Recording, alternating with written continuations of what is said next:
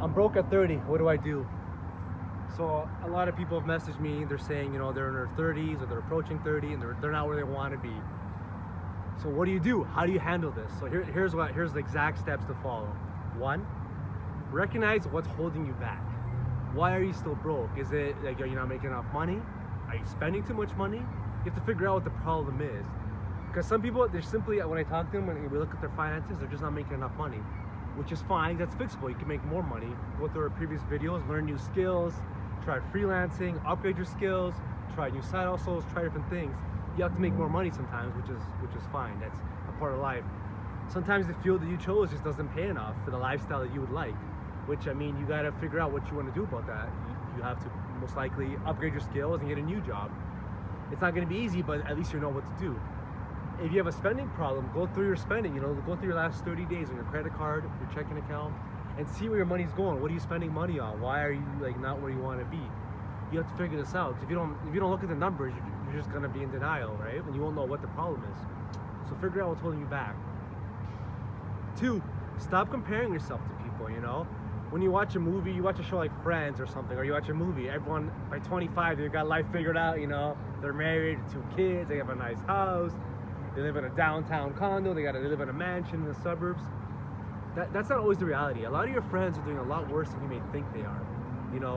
This whole YOLO and FOMO, if you're missing out, and keeping up with the Joneses, it's very dangerous. Jet skis coming through here.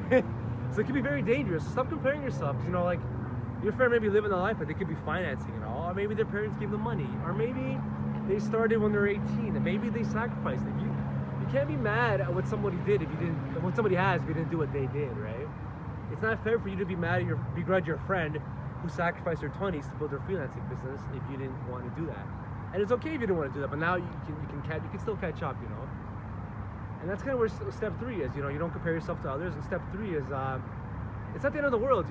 Like some people they finished college right away. Some people didn't go to college or went to trade school. Some people didn't do any of that. They just got a job right away.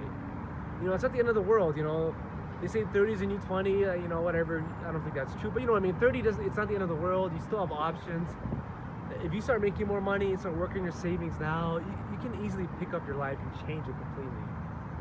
And step number 4 is you do have to make a plan. Once you know what's holding you back, once you stop comparing yourself to others, once you accept that it's not the end, you gotta make some sort of a plan. You don't have to write down every little detail, but you gotta know how you're gonna get out of here. If you're in debt, you gotta pay off your debt first. Like credit card debt, obviously. Pay it off. Think of a plan. Pay it off so you can be free and move on with your life. If you want to grow a business, start now. You're not getting younger, not old, but it's not the end of the world. You still have chances. So make a plan, make it happen.